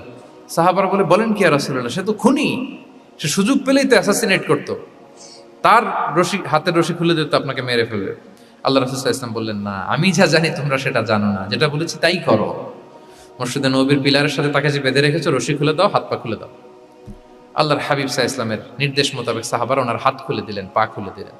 সুমামা ইবনে উসাল কারোর সাথে কথা না বলে, তার বাড়ি তো ইয়ামামা, সেখানেও ফিরে গেলেন না, অন্য কোনো শহরেও গেলেন না। তিনি মদিনা থেকে অনতি দূরে একটা খেজুরের বাগান আছে, ওখানে কুয়া আছে, উনি যে ওই কুয়ার পানি দিয়ে গোসল করলেন। গোসল করে পবিত্র হয়ে মসজিদে নববীতে রাসূল সাল্লাল্লাহু আলাইহি ওয়াসাল্লামের কাছে ফিরে আসলেন, আর এসেই ঘোষণা দিলেন, আশহাদু আল্লা ইলাহা ইল্লাল্লাহ ওয়া আশহাদু আন্না মুহাম্মাদার রাসূলুল্লাহ। সুবহানাল্লাহ, সুবহানাল্লাহ। তিনি বললেন যে আমি সাক্ষ্য দিচ্ছি আল্লাহ ছাড়া কোনো ইলাহ নেই, আরো সাক্ষ্য দিচ্ছি যে মুহাম্মদ আপনি আল্লাহর প্রেরিত বান্দা এবং রাসূল। এবার তিনি বললেন, মুহাম্মদ, আপনার চেহারার চাইতে অপছন্দের চেহারা পৃথিবীতে আর দ্বিতীয়টা আমার কাছে ছিল না, কিন্তু আজকের পর থেকে আপনার চেয়ে প্রিয় চেহারা, আপনার চেহারার চেয়ে প্রিয় কোনো চেহারা আমার কাছে আর নাই। ইসলামের চেয়ে অপছন্দনীয় ধর্ম আমার কাছে আর ছিল না, কিন্তু আজ থেকে ইসলামের চেয়ে পছন্দনীয় কোনো ধর্ম আমার কাছে নাই। মদিনার চেয়ে অপছন্দের শহর আমার কাছে ছিল না, তো আজ থেকে মদিনার চেয়ে কোনো প্রিয় শহর আমার কাছে নাই। সুবহানাল্লাহ। উনি গমের বড় ডিলার ছিলেন, গম ব্যবসা করতেন। উনার থেকে গম নিয়ে মক্কায় মুশরিকরা চলতো। তিনি ঘোষণা দিলেন, আজকে থেকে আমার এলাকার কোনো গম মক্কায় যাবে না। এবার মক্কাবাসী পড়ছে বিপদে, গম ছাড়া তো তারা খেতেও পারবে না। তারা আল্লাহর হাবিব সাল্লাল্লাহু আলাইহি ওয়াসাল্লামের কাছে চিঠি লিখে পাঠালেন যে, মুহাম্মদ, তোমার এই যে নতুন অনুসারী, সে যদি গম না দেয় আমাদের তো অবস্থা খারাপ, তুমি দয়া করে এই গমের সাপ্লাই আবার যাতে সে চালু করে তুমি একটু বলে দাও। আল্লাহর হাবিব সাল্লাল্লাহু আলাইহি ওয়াসাল্লাম আবার সুমামা ইবনে উসালকে বলে দিলেন, আবার সে সাপ্লাই চালু করলো। সুবহানাল্লাহ ওয়া বিহামদিহি। এবং তিনি প্রথম তালবিয়া পাঠ করে উমরা করেছিলেন। তাহলে দেখেন, আসলো খুনি হয়ে, আসলো কি হয়ে? খুনি হয়ে, আর ফিরে গেল নবী প্রেমিক হয়ে। সুবহানাল্লাহ। এটা কিভাবে সম্ভব হয়েছে? রাসূল সাল্লাল্লাহু আলাইহি ওয়াসাল্লামের উদারতা, ভালোবাসা। তাহলে আপনি যদি দাওয়ার কথা বলেন আমাকে, দাওয়া should be full of love. কারণ ভালোবাসা দিয়ে যা জয় করা যায়, কঠোরতা দিয়ে সেটা পারা যায়। 7 নাম্বার হচ্ছে, 7 নাম্বার, রাসূল সাল্লাল্লাহু আলাইহি ওয়াসাল্লাম যদি কাউকে কারেকশন করতে চাইতেন, কখনো তাকে অপমান করতেন না, অন্যের সামনে তার নাম নিতেন না, নাম না নিয়ে তাকে শুধরে দিতেন। এটা দাওয়ার আর একটা মেথোডোলজি। কেউ কোনো ভুল কাজ করলে তার নাম ধরে অন্যের সামনে লজ্জিত করতেন না। আমরা কিন্তু অনেক সময় করে ফেলি, করি না? অন্যের সামনে মানুষকে কারেক্ট করে, এটা ঠিক না। The way he use to correct others, আপনি যদি সিরাতের দিকে তাকান, সুবহানাল্লাহ, কিভাবে উনি অন্যকে কারেকশন দিতেন, নাম উল্লেখ করতেন না। আমরা এটা অনেক ভুল করি। আমি এই জন্য খুব দুঃখিত এবং লজ্জিত। আমাদের দাওয়া অঙ্গনে আপনি ইউটিউব খুললে দেখবেন যে অনেক দায়ীরা, এক দায়ী আরেক দায়ীকে তুচ্ছ-তাচ্ছিল্য করছে, তার নাম নিয়ে তাকে ছোট করা, তাকে খারিজ করা, তাকে নাকচ করা, সে জাহান্নামী, সে কাফের, সব ইসলামের ঠিকাদারি উনি একা নিজে নিয়ে বসে আছে, আর বাকি যা আছে সব খারিজ। এইটা রাসূল সাল্লাল্লাহু আলাইহি ওয়াসাল্লামের দাওয়ার সাথে যায় না। বরং কেউ যদি কোনো ভুল কিছু বলে, ভুল করে, আপনি যদি মনে করেন যে না তার এটা ভুল, আমারটা সঠিক, তো আপনার নিয়ম হচ্ছে আপনি সঠিকটা প্রচার করা। তাহলে কেউ যদি ভুল করে থাকে তারও টনক নড়বে, বাকিরাও সঠিকটা জেনে যাবে। এটা হচ্ছে রাসূল সাল্লাল্লাহু আলাইহি ওয়াসাল্লামের দাওয়া মেথোডলজি। তিনি কখনো কারো নাম ধরে অন্যের সামনে, মানুষের সামনে তাকে লজ্জা দিতেন না, তাকে কারেক্ট করতে যেতেন না। এটা ছিল রাসূল সাল্লাল্লাহু আলাইহি ওয়াসাল্লামের বৈশিষ্ট্য। আসুন আমরা সিরাত থেকে দেখি, হাদিস থেকে দেখি। আল্লাহর হাবিব সাল্লাল্লাহু আলাইহি ওয়াসাল্লাম উনি রাতে দিনে কি কি আমল করতেন, গোপন আমল, এগুলো জানার জন্য তিনজন সাহাবী রাসূল সাল্লাল্লাহু আলাইহি ওয়াসাল্লামের স্ত্রীদের কাছে গেলেন। যে জিজ্ঞেস করলেন যে আপনারা আমাদেরকে বলুন যে রাসূল সাল্লাল্লাহু আলাইহি ওয়াসাল্লাম রাতে কি আমল করে, দুপুরে কি আমল করে, বিকেলে কি আমল করে। তো আমাদের আম্মা জানেরা, রাসূল সাল্লাল্লাহু আলাইহি ওয়াসাল্লামের প্রিয়তমা স্ত্রীরা বললেন যে উনি রাতে এরকম তাহাজ্জুদ, দুপুরবেলা এরকম তেলাওয়াত, এই সময় নফল নামাজ, এই সময় এটা এটা এটা করে। আল্লাহর হাবিব সাল্লাল্লাহু আলাইহি ওয়াসাল্লামের পুরো আমলের ফিরিস্তি যখন শোনানো হলো, কাআন্নাহুম তাকাল্লুহা, তাদের কাছে এটা একটা কম মনে হলো পরিমাণে, তারা ভাবছিল হয়তো আরো বেশি করে। তখন তাদের একজন বলল, আরে আইনা নাহনু মিন রাসূলিল্লাহ, কই রাসূল সাল্লাল্লাহু আলাইহি ওয়াসাল্লাম, কই আমরা। রাসূল সাল্লাল্লাহু আলাইহি ওয়াসাল্লামের ব্যাপারে আল্লাহ বলেছেন, কদ গুফিরা লাহু মা তাকাদ্দামা মিন যামবিহি ওয়া মা তাআখার, রাসূল সাল্লাল্লাহু আলাইহি ওয়াসাল্লামের আগের পরে সব গুনাহ মাফ। আদতে তো ওনার কোনো গুনাহই নাই, তারপরও একটা স্পেশাল স্ট্যাটাস হচ্ছে আপনার আগের পরের সব গুনাহ মাফ। তো তারা বলল, যেই মহান ব্যক্তির, যেই নবীর আগের পরের সব গুনাহ মাফ বলে ঘোষণা দেওয়া হয়েছে, তার সাথে তো আমাদের তুলনা করলে হবে না, আমাদের তো বেশি আমল করতে হবে। রাসূল সাল্লাল্লাহু আলাইহি ওয়াসাল্লাম হয়তো এই জন্য এই স্ট্যান্ডার্ড মেনটেন করেন না, এরকম করলে তো আমরা মাফ পাবো না আল্লাহর কাছে। ভালো চিন্তা থেকেই তারা ভাবছেন যে না, আমাদের আমল আসলে কম হয়ে যাচ্ছে, বাড়াইতে হবে। রাসূল সাল্লাল্লাহু আলাইহি ওয়াসাল্লামের কথা ভিন্ন, আমাদের বাড়াইতে হবে। তো কি করতে হবে? একজন বলল, আজকে থেকে আমি সারা রাত নফল নামাজ পড়বো, সারা রাত ঘুমাবো না। নিয়ত করে ফেলছে আমি সারা রাত নফল নামাজ, এশার পর থেকে যে নফল শুরু হবে ফজর পর্যন্ত, ঘুমটম নাই। আচ্ছা, গেল। আরেকজন বলল, আমি সারা বছর রোজা রাখবো, কালকে থেকে যে রোজা ধরবো আর ভাঙবো না, সারা বছর। আচ্ছা। আরেকজন বলল, আমার কয়েকজন স্ত্রী আছে, আমি আর স্ত্রীদের কাছে যাব না, আমি এখন থেকে সন্ন্যাসী, বৈরাগী জীবন যাপন করব, আমি আর কোনো নারীর কাছে যাচ্ছি না। তো এই ঘোষণা যখন তারা দিয়ে ফেলছে, এটা রাসূল সাল্লাল্লাহু আলাইহি ওয়াসাল্লামের কান পর্যন্ত যেয়ে পৌঁছলো। আল্লাহর হাবিব সাল্লাল্লাহু আলাইহি ওয়াসাল্লাম এটা শুনে ফেললেন। শুনে রাসূল সাল্লাল্লাহু আলাইহি ওয়াসাল্লাম এটা অপছন্দ করলেন, কারণ এটা তো রাইট ট্র্যাক না, ওনারা ভুল করতেছে। তো একটা ভরা মজলিসে রাসূল সাল্লাল্লাহু আলাইহি ওয়াসাল্লাম বললেন, আনতুমুল্লাযীনা কুলতুম কাযা ওয়া কাযা, শুনলাম তোমাদের মধ্যে কে কে নাকি এমন এমন বলছো। সুবহানাল্লাহ। তিনি বলতে পারে, এই আব্দুল্লাহ দাঁড়াও, এই আব্দুর রহমান স্ট্যান্ড আপ, এই দাঁড়াও, তুমি নাকি এটা বলছো, তুমি এটা বললে তো ওনারা লজ্জা পেতেন না? সবার সামনে লজ্জা পেতেন। উনি এটা না করে কাজ হাসিল হয়ে যাচ্ছে, বললেন আনতুমুল্লাযীনা কুলতুম কাযা ওয়া কাযা। অনেক বর্ণনা এরকম পাওয়া যায়, মা বালু আকওয়ামিন ইয়াফআলুনা কাযা ওয়া কাযা, মা বালু আকওয়ামিন ইয়াকুলুনা কাযা ওয়া কাযা। তাদের কি হলো, তারা এমন এমন বলে, তাদের হলোটা কি, তারা এমন এমন বলে। এইভাবে তিনি শুধরে দিতেন। তো বললেন, তোমাদের মধ্যে কেউ কেউ নাকি এটা বলে, এটা বলে। ওই তিনজনের তো টনক নড়ে গেছে, আর বাকিরা শুনতেছে। তখন রাসূল সাল্লাল্লাহু আলাইহি ওয়াসাল্লাম বললেন, না, এটা ঠিক নয়। আমি তোমাদের মধ্যে থেকে সবচেয়ে বেশি মুত্তাকি, সবচেয়ে বেশি বুজুর্গ। ওয়াল্লাহি ইন্নী লা আখশাকুম লিল্লাহি ওয়া আতকাকুম লাহু, আমি তোমাদের মধ্যে থেকে আল্লাহকে সবচেয়ে বেশি ভয় পাই।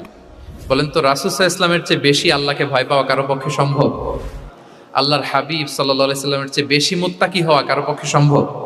আমার নবীর চাইতে শ্রেষ্ঠ হওয়া সম্ভব? তার যে স্ট্যান্ডার্ড ইবাদতের, এটারে ছাড়া যাওয়া সম্ভব? সম্ভব না। তো তিনি বললেন যে আমি রাত্রিবেলা ঘুমাই আসার পরে, আবার শেষ রাতে তাহাজ্জুদও করি, ঘুমও আছে নামাজও আছে, ব্যালেন্স। আমি সোম বৃহস্পতিতে রোজা রাখি, সপ্তাহের বাকি দিনগুলোতে খাই। আবার আমার অনেক 9 জন স্ত্রী তো অ্যাট এ টাইমে ছিল, আমি স্ত্রীদের সাথে মেলামেশাও করি। তো আমি এগুলো সব ঠিক রেখে আল্লাহর সবচেয়ে প্রিয় মুত্তাকি হইতে সমস্যা হলো না। তোমাদের এত সমস্যা কোথায়? তোমাদের সমস্যা কোথায়? আমার চেয়ে শ্রেষ্ঠ যদি কেউ কিছু করতে চাও, এটা হবে না, আমি হচ্ছি স্ট্যান্ডার্ড। সুবহানাল্লাহ। দেখেন, এইভাবে যখন বললেন, ঠিক করে দিলেন যে তোমরা কে কে জানি এরকম নিয়ত করছো, এটা ভুল করেছো, বরং শুদ্ধ হবে এটা। ওই তিনজনের টনক নড়ে গেছে। তারা শুধরে নিয়েছেন, আর বাকিরা সঠিক মেসেজটা, সঠিক নির্দেশনাটা জেনে গেল। তাহলে ওনাদেরকে কারেকশন করা হয়ে গেছে না অলরেডি? বলেন তো, ওনারা যে ভুল করছে কারেকশন হয়েছে কিনা? কিন্তু তাদেরকে অপমান করা হয়েছে। এই ভুলটা আমরা অনেক সময় করি। অন্যের সামনে কখন নিজের ছেলেকে, নিজের স্ত্রীকে, বন্ধুকে অন্যের সামনে এইভাবে আমরা যেন কারেক্ট না করি। কাউকে সংশোধন করতে চাইলে আল্লাহর হাবিব সাল্লাল্লাহু আলাইহি সাল্লামের দেখানো পথেই যেন আমরা সংশোধন করি। এটা হচ্ছে এই হাদিসের 1 নম্বর শিক্ষা। আরেকটা শিক্ষা হচ্ছে ব্যালেন্স লাইফস্টাইল, ব্যালেন্স অ্যাপ্রোচ আমরা জানলাম। অনেকে মনে করে, আমার পরিচিত কয়েকজন লোক আছে, আমি বলছি তারা থামাইছে কিনা জানি না, আমার কাছে এসে শোনাইতেছে, হুজুর আমি সারা বছর রোজা রাখি। তো আমি বলছি, আপনারা বলছে কি সারা বছর রোজা রাখতে? সারা বছর তো রোজা রাখা নিষেধ, এটাকে সমে বিসাল বলে, এটা নিষেধ। বরং সবচেয়ে বেশি যদি কেউ রাখতে চায়, রাসূল সাল্লাল্লাহু আলাইহি ওয়াসাল্লাম বলছে, তাহলে সমুল্লাহি দাউদ, সিয়ামু দাউদ, দাউদ আলাইহিস সালামের রোজা। এর চেয়ে বেশি না। একদিন রাখবা, আরেকদিন ভাঙবা, একদিন রাখবা, আজকে রোজা রাখলে কালকে খাবেন, কালকে রাখবেন, এরপরের দিন রাখবেন, এরপরের দিন ভাঙবেন। এর চেয়ে বেশি রাখা যায় না। লাগাতার রোজা রাখা নিষেধ। লাগাতার 6 মাস 5 মাস সারা বছর অনেকে রোজা রাখে, এটা না জানার কারণে। তাহলে এই যে ইসলামের যে ব্যালেন্স লাইফস্টাইল, এটা আমরা জানলাম। কাউকে কিভাবে শুধরে দিতে হবে, কারেক্ট করতে হবে, কারেকশনের ওয়ে, এটা আমরা জানলাম। আরেকটা হচ্ছে ইসলাম যে the combination of material and spiritual life, এইটার একটা তথ্য আমরা জানলাম যে আপনার এই দুনিয়াও লাগবে, আপনার আখিরাতও লাগবে। আপনি সব ছেড়ে দিয়ে শুধু আল্লাহর রাস্তায় চলে গেলে ওইটা ইসলাম শিখায় নাই। ইসলাম যে আমাদেরকে ফরিয়াদ শিখায়, প্রার্থনা শিখায়, রব্বানা আতিনা ফিদ দুনিয়া হাসানা ওয়া ফিল আখিরাতি হাসানা ওয়া কিনা আযাবান নার। হে আল্লাহ, আপনি দুনিয়াতেও হাসানা দেন, আখিরাতেও হাসানা দেন। আগে চাইছি কোনটা, আখিরাত না দুনিয়া? রব্বানা আতিনা ফিল আখিরাতি হাসানা ওয়া ফিদ দুনিয়া হাসানা, এরকম নাকি রব্বানা ফিদ দুনিয়া হাসানা? দেখেন, দুনিয়াটা আগে, দুনিয়াটা আগে। সো ব্যালেন্স, এই ভারসাম্য রাখাটা আমি আলোচনা শুরুই তো করেছি, ওয়াসাতিয়া মানে ভারসাম্যপূর্ণ। ইসলামের নেচারটা হচ্ছে ব্যালেন্সড অ্যাপ্রোচ। এটা আমরা এই হাদিস থেকে শিখতে পারি। আমাদের অনেকেরই এটাতে ঘাটতি আছে, অনেক জ্ঞানী, অনেক স্কলার, অনেক তার কিছু, কিন্তু তার মধ্যে ভারসাম্য এবং পরিমিতি বোধ নাই। পরিমিতি বোধ, ভারসাম্য, ব্যালেন্স লাইফস্টাইল, এটা অনেকে অ্যাডপ্ট করতে পারে না। এটা বছরের পর বছর সাধনা করতে হয়, অ্যাডপ্ট করে নিতে হয় নিজের সাথে। তাহলে 7 নাম্বার হচ্ছে, কাউকে শুধরে দিতে চাইলে আপনি কিভাবে শুধরে দিবেন, এটা আমরা জানলাম। তাকে সবার সামনে লজ্জা দিয়ে শুধরে দেওয়া যাবে? তাহলে কৌশলে তাকে শুধরে দিতে হবে। পারা যাবে তো ইনশাআল্লাহ? 8 নাম্বার হচ্ছে, এটা দায়ীদের জন্য অনেক বড় রিমাইন্ডার। সেটা হচ্ছে, আমরা যে দাওয়া দেই এটা খেয়াল রাখতে হবে। আমি যা বলি ওটা সবার আগে অ্যাপ্লাই করতে হবে নিজের মধ্যে। আমরা অনেক সময় এটা করে ফেলি যে ভালো একটা হাদিস শুনলে, কোরআনের আয়াত শুনলে, একটা কিছু শুনলে মনে করি যে এগুলো এই সবার জন্য, মানে এটা বাদ, এখান থেকে শুরু, লাইনটা এখান থেকে শুরু, এইখান থেকে যারা আছে এই সবাই এগুলো পালন করবে, আমি এটার বাইরে। দেখবেন যার সাথেই কথা বলেন তার কোনো সমস্যা, তার দোষ, তার কিভাবে সেলফ ডেভেলপমেন্ট, আত্মোন্নয়ন, আত্মশুদ্ধি, শুদ্ধাচার, এগুলো নিয়ে কথা নাই। খালি বলি যে কি সমস্যা রে ভাই সমাজে, জানেন শেষ হয়ে গেল দেশটা। তারপর রাজনীতিতে সমস্যা, সমাজে সমস্যা, হুজুরদের মধ্যে সমস্যা, ওদের মধ্যে সমস্যা, শুধু সমস্যা, মানে উনি সব জায়গায় সমস্যা দেখতে পায়। কিন্তু বেসিকলি আপনি যখন সমস্যা নিয়ে কথা বলবেন, সবার আগে খেয়াল করতে হবে যে ওই সমস্যায় আমি আক্রান্ত কিনা। আমরা কেন যেন অন্যকে কাঠগড়ায় দাঁড় করাতে বেশি পছন্দ করি, কিন্তু নিয়ম হচ্ছে নিজেকে বারবার কাঠগড়ায় দাঁড় করানো, যে আমি ঠিক করতেছি কিনা, আসলে আমার মধ্যে শুদ্ধাচার আছে কিনা, আমার লেনদেন ঠিক আছে কিনা, আমি আমার মধ্যে সততা আছে কিনা, do I live a decent life, আমি যা বলি আমি তা করি কিনা। এটা অনেক সময় আমরা ভুলে যাই। আমরা যা বলি সেটার জন্য আগে আমরা নিজে আমল করতে পারি। আল্লাহ তৌফিক দান করুন। আল্লাহ তাআলা বলছেন, ইয়া আইয়ুহাল্লাযীনা আমানু লিমা তাকুলুনা মা লা তাফআলুন, কেন তুমি সেটা বলো যেটা তুমি করো না, কেন সেটা বলো। সো আমরা যদি দাওয়া কাজ করতে চাই, আমি যে দাওয়াটা দিব বা নাসিহাত দিব বা বার্তাটা রাখবো, সবার আগে যেন এটা নিজের দিকে, ওই তীর যেন নিজের দিকে থাকে, যে না এটা আগে তোমার জন্য, আগে তুমি পালন করো, পাশাপাশি এটা সবার জন্য, এটা যেন আমরা করি। আল্লাহর হাবিব সাল্লাল্লাহু আলাইহি ওয়াসাল্লামের জীবনে যদি আমরা দেখি তাহলে দেখবো উনি যা বলতেন ওটা নিজে আগে বেশি করতেন। আল্লাহু আকবার। উনি ইবাদতের কথা বলতেন, আল্লাহর সামনে নিজেকে সঁপে দেওয়ার কথা বলতেন। আর নিজেকে কিভাবে সঁপে দিতেন দেখেন, তিনি যখন দোয়া করতেন নিজেকে ছোট করতে করতে তিনি আল্লাহরে বলতেন, আল্লাহুম্মা ইন্নী আবদুক ওয়া ইবনু আবদিক ওয়া ইবনু আমাতিক নাসিয়াতি বিয়াদিক, হে আল্লাহ আমি আপনার দাস, আল্লাহ আমি দাসের ঘরের দাস, দাসীর ঘরের দাস। মানে আমার পিতা আব্দুল্লাহ আপনার দাস, আমার মা আমিনা আপনার দাসী, সো আমরা সবাই আপনার গোলাম, গোলামের ঘরের গোলাম। এর চেয়ে তুচ্ছ ছোট নগণ্য করে কি আর আল্লাহর সামনে নিজেকে পেশ করা যায় বলেন? এরপর তিনি বলতেন নাসিয়াতি বিয়াদিক, আল্লাহ আমার মাথার চুলের ঝুঁটি আপনার হাতের মুঠোয়। মাথার চুলের ঝুঁটি হাতের মুঠোয় মানে কি? আপনি ডানে টান দিলে আমি ডানে যেতে বাধ্য, আপনি বাঁয়ে টান দিলে মানে আমার আর কিছু নেই, আল্লাহ সব সঁপে দিলাম আপনার কাছে। কিভাবে নিজেকে তিনি সঁপে দিতেন? তাহাজ্জুদের সালাতে যখন রাতে দাঁড়াতেন, আম্মা জান আয়েশা রাদিয়াল্লাহু তাআলা আনহা বলেন দাঁড়িয়ে থাকতে থাকতে পা দুইটা ফুলে যেত এরকম, হাত্তা তাতাফাত্তারা কদামা। খুব কষ্ট হতো আল্লাহ রাসূল সাল্লাল্লাহু আলাইহি ওয়াসাল্লামের। তো আম্মা জান আয়েশা বলতেন ইয়া রাসূলুল্লাহ কদ গুফিরা লাকা মা তাকদ্দামা মিন যামবিকা ওয়া মা তাআখার, আল্লাহ তো বলেছেন আপনার সব গুনাহ মাফ, গুনাই তো নাই, তাও ঘোষণা সব গুনাহ মাফ, এত কষ্ট নিজের দেহের উপর নিজে কেন দেন? আল্লাহর হাবিব সাল্লাল্লাহু আলাইহি ওয়াসাল্লাম বলতেন আফালা উহিব্বু আন আকুনা আবদান শাকুরা, হ্যাঁ আয়েশা এটা ঠিক, আল্লাহ আমাকে মর্যাদা দিয়েছেন, কিন্তু আমি কি শুকরগুজার বান্দা হতে চাইবো না? আল্লাহর নেয়ামতে যে আমি ভেসে বেড়াই, আল্লাহর নেয়ামতে যে আমি বেঁচে আছি, আল্লাহর অনুগ্রহের কারণে যে আমার এত সম্মান, সে আল্লাহর প্রতি আমি কি নিজেকে পেশ করব না? আফালা উহিব্বু আন আকুনা আবদান শাকুরা, আমি কি শুকরগুজার হব না? আমার রোলটা তো আমাকে প্লে করতে হবে, আমাকে তো উজাড় করে আমার রবের সামনে আমাকে উপস্থাপন করতে হবে। দেখেন, শুধু বলতেন না, করে দেখাতেন। রাতের সালাতে যখন কিয়ামুল লাইল করতেন, কাঁদতে কাঁদতে দাড়ি ভিজে যেত, কাঁদতে কাঁদতে হাত্তা বাল্লাল আরদা হাত্তা বাল্লা লিহিয়াতাহু হাত্তা বাল্লা হাজরাহু, কাঁদতে কাঁদতে জুব্বা ভিজে যেত। সিজদায় পড়ে যখন থাকতেন কাঁদতে কাঁদতে জমিন ভিজিয়ে ফেলতেন আল্লাহর হাবিব সাল্লাল্লাহু আলাইহি ওয়াসাল্লাম। এভাবে নিজেকে আল্লাহ তাআলার সামনে পেশ করতেন। সো আমরা যারা দাওয়া অঙ্গনে কাজ করি, এটা খুব পিচ্ছিল পথ, এটা খুবই পিচ্ছিল। আমাদের খেয়াল রাখতে হবে যে আমি যা বলি এটা আমি করি কিনা। এটা দায়ীদের জন্য চ্যালেঞ্জিং।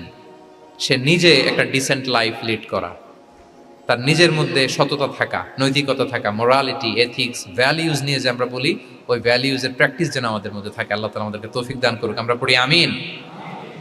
9 নম্বরে হচ্ছে কনসিডারেট হওয়া। রাসূল সাল্লাল্লাহু আলাইহি ওয়াসাল্লাম খুবই কনসিডারেট ছিলেন, এটা খুব গুরুত্বপূর্ণ, খেয়াল করে শুনুন। কনসিডারেট মানে খুব উচ্চ বিবেকবোধ সম্পন্ন ব্যক্তিত্ব, খুব বিবেকবোধ সম্পন্ন। আমাদের অনেকের মধ্যে এটা, আমাদের অনেকের সেন্স কাজ করে না। আল্লাহর হাবিব সাল্লাল্লাহু আলাইহি ওয়াসাল্লাম he was a man of 6 senses, 6টা সেন্স ওনার কাজ করতো। সুবহানাল্লাহ সুবহানাল্লাহ। কথা বলতেছেন, ওদিকে কি হচ্ছে, ওদিকে সব একসাথে এট এ গ্ল্যান্সে তিনি মেনটেন করতেন। সুবহানাল্লাহ বিহামদি। তো এই উচ্চ বিবেকবোধ সম্পন্ন হইতে হবে দায়ীদের। রাসূল সাল্লাল্লাহু আলাইহি ওয়াসাল্লাম একবার নামাজ পড়াচ্ছেন, পিছনে বাচ্চার কান্নার আওয়াজ, নামাজ ছোট করে দিয়েছেন, একেবারে ছোট, শর্ট শর্ট করে সিজদা রুকু, মানে যতটুকু না হলেই না, অতটুকু করে নামাজ শেষ। জিজ্ঞেস করা হলো কেন? বললেন যে আমি দেখলাম একটা ছোট বাচ্চা কাঁদছে, এই বাচ্চার মায়ের বোধহয় খুব কষ্ট হয়ে যাচ্ছে পেছনে, বাচ্চাটাকে সামলাতে মহিলাদের প্রেয়ার হলে মাটার বোধহয় খুব কষ্ট হচ্ছে, এজন্য আমি নামাজটা একটু শর্ট করে দিয়েছি। সুবহানাল্লাহ। আমরা নামাজে দাঁড়ালে দিন দুনিয়ার হুঁশ নেই, কি হচ্ছে না হচ্ছে না, আপনার সব খেয়াল রাখতে হবে। কি হচ্ছে, you are a leader, you are a দাঈ, আপনাকে এটা খেয়াল রাখতে হবে। রাসূল সাল্লাল্লাহু আলাইহি ওয়াসাল্লাম এরকম উচ্চ বিবেকবোধ সম্পন্ন লোক ছিলেন। মুআয ইবনে জাবালকে এক জায়গার মদিনার পাশেই ইমাম করে পাঠালেন, ইমাম। তো ওই এলাকার মুসল্লিরা ছিলেন শ্রমজীবী। কি জীবী? শ্রমজীবী। ওনারা উট দিয়ে পানি নিয়ে খেজুর গাছে পানি সেচ দিত, তারা খুব কষ্ট করে সারাদিন। তো উনি মাগরিবের নামাজে একদিন নামাজ শুরু করলেন, আল্লাহু আকবার বলে সূরা ফাতিহার পরে উনি সূরা বাকারা শুরু করলেন। কোন সূরা? কোরআনের সবচাইতে ছোট সূরা নাকি? হ্যাঁ, আয়াত কত? সবচাইতে বড় সূরা। তো উনি হয়তো একটা খুব মানে চিল মুডে আছেন, একটা খুব ভালো মুডে আছেন, ইবাদতের একটা মুডে আছেন, ওনার আবেগ থেকে উনি হয়তো সূরা বাকারা শুরু করে দিয়েছেন, তেলাওয়াত করে করে মজা পাচ্ছেন, করতেছেন। কিন্তু পিছনে মুসল্লিরা হচ্ছে শ্রমজীবী, সারাদিন খেতে খামারে খেজুর বাগানে কাজ করে ওনারা নামাজ পড়তেছেন। একদল তো নামাজ ছেড়ে দিছে, ছেড়ে দিয়ে নিজেরা নামাজ পড়ে আল্লাহর হাবিব সাল্লাল্লাহু আলাইহি ওয়াসাল্লামের কাছে যে বিচার দিলেন যে ইয়া রাসূলুল্লাহ, দেখেন এমন একজনকে ইমাম হিসেবে পাঠালেন, উনি মাগরিবের নামাজ শুরু করছে সূরা বাকারা দিয়ে। আমরা হচ্ছে শ্রমজীবী মানুষ, আমরা কি পারি এত সময় দাঁড়িয়ে থাকতে? রাসূল সাল্লাল্লাহু আলাইহি ওয়াসাল্লাম খুব রেগে গেলেন, খুব। মুআয ইবনে জাবাল রাদিয়াল্লাহু তাআলা ওনাকে ডেকে পাঠালেন। ডেকে কি শব্দ ইউজ করছে জানেন? উনি বললেন আফাত্তানুন আনতা ইয়া মুআয, ফাত্তান মানে ফিতনাবাজ। হে মুআয, তুমি কি সমাজে ফিতনা ছড়াচ্ছ? তোমাকে পাঠালাম সেখানকার ইউনিটি ধরে রাখতে, ইমাম হয়ে নামাজ পড়াবা, তালিম দিবা। আফাত্তান আনতা ইয়া মুআয, তুমি ফিতনা ছড়াচ্ছ? তুমি কেন সাব্বিহ ইসমা রাব্বিকাল আলা তোমার মুখস্থ নাই? ওয়াশ শামসি ওয়া দুহাহা মুখস্থ নাই? হাদিসে দুইটা সূরার কথা, যে এই সাইজের সূরাগুলো পারো না, তুমি এগুলো দিয়ে নামাজ পড়াবা যাতে ওদের কষ্ট না হয়। ওরা তো শ্রমজীবী সাহাবী, ওদের দিকে তো তোমার খেয়াল রাখতে হবে, কনসিডারেট হতে হবে। সুবহানাল্লাহ বিহামদিহি। দেখেন রাসূল সাল্লাল্লাহু আলাইহি ওয়াসাল্লাম ইমামকে এনে শাসন করলেন, বুঝিয়ে বললেন যে না, তোমাকে ছোট ছোট সূরায় নামাজ পড়াতে হবে যাতে করে কষ্ট না হয়। এবং রাসূল সাল্লাল্লাহু আলাইহি ওয়াসাল্লাম কাউকে কোনো দায়িত্ব দিয়ে কাজে পাঠালে ওনার বিখ্যাত একটা বাণী তিনি বলে দিতেন। আমার ভেরিফাইড যে ফেসবুক পেজের কভার ফটোতে দেখবেন এই হাদিসটা দেয়া। সেটা হচ্ছে তিনি কাউকে কোনো দায়িত্ব দিয়ে পাঠালে তিনি বলতেন বাশশিরু ওয়ালা তুনাফফিরু ইয়াসসিরু ওয়ালা তুআসসিরু, মানে তোমরা মানুষকে সুসংবাদ দিও, মানুষকে দিন থেকে ভাগিও না, দিনকে সহজ করে উপস্থাপন করো, দিনকে জটিল করে মানুষের সামনে উপস্থাপন করুন। আমরা এটা ভুল করি, এত কঠিন ভাবে উপস্থাপন করি, ভাবে যে কঠিন করে উপস্থাপন করতে পারলেই বোধহয় ওনার ক্রেডিট, এরকম একটা মানসিকতা অনেকের আছে। কোনো মুফতি যদি এমন কোনো ফতুয়া দেয় যেটা সমাজের অধিকাংশ মুসলিম চেষ্টা করেও মানতে পারতেছে না, কঠিন হয়ে যাচ্ছে, তার মানে something is missing in the ফতোয়া, something is missing in the legal opinion, and the মুফতি should revise the issue again and again. তাকে আরও মুফতিদের সাথে রিভাইজ করতে হবে, আরও কিভাবে জীবন ঘনিষ্ঠ করে মাসালাটা দেয়া যায় তাকে এটা ভাবতে হবে। কারণ আল্লাহ দিনের মধ্যে জটিলতা রাখেননি, কাঠিন্যতা রাখেননি। আমরা দিনকে কঠিনভাবে মানুষের কাছে উপস্থাপন করি, মানুষকে ভয় দেখাই, আমরা হতাশ করি, দিন থেকে ভাগাই। রাসূল সাল্লাল্লাহু আলাইহি ওয়াসাল্লাম বলেছেন খবরদার দিন থেকে ভাগিও না, সহজ করে মানুষের কাছে উপস্থাপন করো, দিনকে জটিল করে মানুষের কাছে উপস্থাপন করবে না। তো তাহলে কনসিডারেট ছিলেন রাসূল সাল্লাল্লাহু আলাইহি ওয়াসাল্লাম, খুব উচ্চ বিবেক বোধ সম্পন্ন ব্যক্তি ছিলেন। একবার মাগরিবের সালাতে অথবা এশার সালাতে হাদিসে এসেছে যে ইহদা সলাতাইল ইশা, মানে মাগরিব অথবা এশায় হাসান হুসাইন রাদিয়াল্লাহু তাআলা আনহুমাকে নিয়ে তিনি নামাজে গেলেন। নামাজের এক পর্যায়ে সেজদারত অবস্থায় ওনার নাতি হাসান রাদিয়াল্লাহু তাআলা আনহু ওনার কাঁধের উপরে চেপে বসলেন, দীর্ঘ সেজদা দিলেন। এরপর যখন নামাজ শেষ করলেন সাহাবারা বললেন ইয়া রাসূলুল্লাহ, এত লম্বা সেজদা দিতে তো কখনো দেখি নাই, নামাজে কি অসুস্থ হয়ে গেলেন নাকি, অথবা নামাজ চলা অবস্থায় কি কোরআনের আয়াত নাজিল হলো নাকি? রাসূল সাল্লাল্লাহু আলাইহি ওয়াসাল্লাম বললেন কুল্লু যালিকা লাম ইয়াকুন, একটাও না, বরং ওয়ালাকিন নাবনি ইরতাহালানি, আমার নাতি আমার কাঁধে উঠছিল। ফাকারিহতু আন উআজ্জিলাহু হাত্তা ইয়াকদিয়া হাজাতা, আমি সেজদায় উঠতে গেলেই তো ও যে খেলতেছে এটা ডিস্টার্ব হয়ে যাবে, সো ওর যতক্ষণ না ওর খেলা শেষ না হয় আমি একটু ওয়েট করতেছিলাম। তার খেলাধুলা শেষে তার সময় যখন হয়েছে নেমে গেছে, আমি তখন সেজদা থেকে মাথা উঠিয়েছি। কি কনসিডারেট ছিলেন দেখেন, কি উচ্চ বিবেক বোধ সম্পন্ন, অন্যের যাতে কষ্ট না হয়, অন্যের যে কোনো কনসার্ন, এগুলো সব তিনি খেয়াল রাখতেন। সো দাঈদের এরকম সিক্স সেন্সের অধিকারী হওয়ার চেষ্টা করতে হবে। আল্লাহ তাআলা আমাদেরকে তৌফিক দান করুন। কয়টা গেল? 9টা। আর একটা সর্বশেষ, এটা খুব গুরুত্বপূর্ণ, আপনাদের সাথে খুব রিলেভেন্ট। সেটা হচ্ছে প্রপার টাইমিং ফর দাওয়ার জন্য টাইমিংটা খুব গুরুত্বপূর্ণ। প্রপার টাইমে যদি দেন ওটা ক্লিক করবে, ওটা স্পার্ক করবে, আর যদি সময় মতো না হয় ওটা কাজ করবে না। প্রপার টাইমে প্রপার দাওয়াটা দিতে হয়, সঠিক সময়ের অপেক্ষা করা, যখন সেই সময়টা আসছে তখন দাওয়া দেওয়া। বুঝতে পেরেছেন না ব্যাপারটা? একটা ছোট্ট উদাহরণ দেই। এক ইহুদি কিশোর রাসূল সাল্লাল্লাহু আলাইহি ওয়াসাল্লামের খেদমত করতো। ইহুদি কিশোর, কোন ধর্মের কিশোর বলেন তো? ইহুদি কিশোর প্রায় আসতো রাসূল সাল্লাল্লাহু আলাইহি ওয়াসাল্লামের কাছে, আসতো রাসূল সাল্লাল্লাহু আলাইহি ওয়াসাল্লামের সেবা করতো, কিন্তু তাকে কখনো রাসূল সাল্লাল্লাহু আলাইহি ওয়াসাল্লাম দিনের দাওয়াত দেন নাই। ছেলেটা ইহুদি, কিন্তু তার সামনে কখনো দিনের দাওয়াত তিনি দেন নাই। তো একদিন দেখে যে ওই ছেলে আসে না, লাগাতার এরকম কয়েকদিন যাবত ওই ছেলে আর আসে না। তখন রাসূল সাল্লাল্লাহু আলাইহি ওয়াসাল্লাম খোঁজ নিলেন যে কি হয়েছে। তখন রাসূল সাল্লাল্লাহু আলাইহি ওয়াসাল্লাম শুনতে পেলেন যে ছেলেটা অসুস্থ। ছেলেটা কি অসুস্থ? আল্লাহর হাবিব সাল্লাল্লাহু আলাইহি ওয়াসাল্লাম তার বাসায় গেলেন, যে দেখলেন যে ইহুদি ছেলেটা বিছানায় পড়ে কাতরাচ্ছে, পাশে ছেলেটার বাবা। রাসূল সাল্লাল্লাহু আলাইহি ওয়াসাল্লাম তার মাথায় হাত বুলিয়ে দিলেন, তার খোঁজ খবর নিলেন। এবার রাসূল সাল্লাল্লাহু আলাইহি ওয়াসাল্লাম বললেন আসলিম, মানে ইসলাম ধর্ম গ্রহণ করো। ফানাযারা ইলা ওয়াজহি আবি, ইহুদি ছেলেটা তার বাবার চেহারার দিকে তাকালো, দেখে আব্বা কি বলে। বাবা যেহেতু দাঁড়ায় আছে, ফানাযারা ইলা ওয়াজহি আবি, বাবার চেহারার দিকে মুমূর্ষু ছেলেটা বাবার চেহারার দিকে তাকালো। তো বাবা বলল আতি আবুল কাসিম, মানে আবুল কাসিম যা বলে তাই শোনো। রাসূল সাল্লাল্লাহু আলাইহি ওয়াসাল্লামের বড় ছেলের নাম ছিল কাসিম, ফলে ওনাকে আবুল কাসিম বলে মদিনাতে ডাকা হতো। আমাদেরও তো বড় ছেলে বা বড় মেয়ের নাম ধরে ডাকে না? ধরেন যে আপনার বড় ছেলের নাম আব্দুল্লাহ, তো আপনারা বলে আব্দুল্লাহর বাবা। রাসূল সাল্লাল্লাহু আলাইহি ওয়াসাল্লামকে মদিনায় বলা হতো কাসিমের বাবা। তো ছেলেটা যখন বাবার চেহারার দিকে তাকালো, বাবা বলল আতি আবুল কাসিম, তুমি আবুল কাসিমের অনুসরণ করো, যা বলে তাই শোনো। ছেলেটা তখন পড়তে আরম্ভ করলো আশহাদু আল্লা ইলাহা ইল্লাল্লাহ ওয়া আশহাদু আন্না মুহাম্মাদুর রাসূলুল্লাহ, মানে মুসলিম হয়ে গেল। রাসূল সাল্লাল্লাহু আলাইহি ওয়াসাল্লাম ইহুদিদের ঘর থেকে বের হয়ে আসলেন আর বললেন আলহামদুলিল্লাহিল্লাযী আনকাযাহু মিনান নার। বুখারীর বর্ণনা। প্রশংসা সে আল্লাহর, যে আল্লাহ এই ছেলেটিকে জাহান্নাম থেকে মুক্তি দিয়ে জান্নাতি বানিয়ে নিল। দেখেন, রাসূল সাল্লাল্লাহু আলাইহি ওয়াসাল্লাম একটা প্রপার টাইমিং এর অপেক্ষা করতেছিলেন। এতদিন রাসূল সাল্লাল্লাহু আলাইহি ওয়াসাল্লামের ঘরে যে ইহুদি কিশোর খেদমত করে, কাজ করে দিয়ে আসে, একদিনও দাওয়াত দেয় না। রাসূল সাল্লাল্লাহু আলাইহি ওয়াসাল্লাম একটা ভালো সময় খুঁজতেছিলেন। শুরুতেই যদি দাওয়াত দেয়, ওই ছেলে আশাই বন্ধ করবে, ভাববে খাইছে, আমার তো ধর্মান্তরিত করতে চায়। ঠিক কিনা বলেন? যে আমার একটা ফেইথ আছে, সে তো আমার ফেইথ কেড়ে নিতে চায়, বা তার বাবাও ভয় পাবে। রাসূল সাল্লাল্লাহু আলাইহি ওয়াসাল্লাম যখন অনেকদিন তার সাথে মিশলেন, রাসূল সাল্লাল্লাহু আলাইহি ওয়াসাল্লামের ব্যক্তিত্ব, রাসূল সাল্লাল্লাহু আলাইহি ওয়াসাল্লামের কথা বার্তা, আচরণ, মানসিকতা সব দেখে যখন এই ইহুদি ছেলে, তার বাবা ইমপ্রেসড, এবং ছেলেটা শুয়ে আছে বিছানায় মুমূর্ষ, এই প্রপার একটা টাইমিং এর অপেক্ষা রাসূল সাল্লাল্লাহু আলাইহি ওয়াসাল্লাম ছিলেন। যখনই সেই সময়টা এসেছে, রাসূল সাল্লাল্লাহু আলাইহি ওয়াসাল্লাম দাওয়াত দিলেন, মুহূর্তের মধ্যে ক্লিক। আল্লাহু আকবার। এই প্রপার টাইমিং এর অপেক্ষা আমাদেরকে করতে হবে। এই সুযোগটা কিন্তু আপনাদের আছে। আমি শুরুতেই বলেছি যে ডক্টর যারা, তাদের কাছে মানুষ কখন আসে? সুদিনকালে না দুর্দিনকালে? বলেন, তার বিপদ, এর চেয়ে বড় বিপদ নাই। ক্যান্সার নিয়ে আসছে, ডায়াবেটিক্স নিয়ে আসছে, অসুস্থ, অসহায়, মানে ভাবখানা এমন, আপনি ছাড়া তার আর কোনো গতি নেই। ঠিক কিনা বলেন? এই প্রপার টাইমে যখন আপনি মনে করবেন যে now it's high time to give দাওয়া, জাস্ট ডু ইট। যখন মনে করবেন যে না, এখন একটা সুন্দর সময়, এখন বললে এটা কাজে দিবে, ওই সময়টাকে আপনি কাজে লাগান। তাহলে দাওয়া মেথোডোলজি সর্বশেষ পয়েন্ট হচ্ছে প্রপার টাইমিং ফর দাওয়া। যখন দাওয়া দিলে কাজে লাগবে, ঠিক তখন দিতে হবে। কি পারা যাবে তো ইনশাআল্লাহ? আল্লাহ তাআলা আমাদের সবাইকে তৌফিক দান করুন। তাহলে প্রিয় ভাইয়েরা, আমি একটু রিভাইজ করি আপনাদের সাথে কি কি নিয়ে কথা বললাম। প্রথমে আমরা বলেছি যে আমাদের মধ্যমপন্থী হইতে হবে, বাড়াবাড়িও করা যাবে না, ছাড়াছাড়িও করা যাবে না। আমরা কোথায় থাকবো? মাঝামাঝি।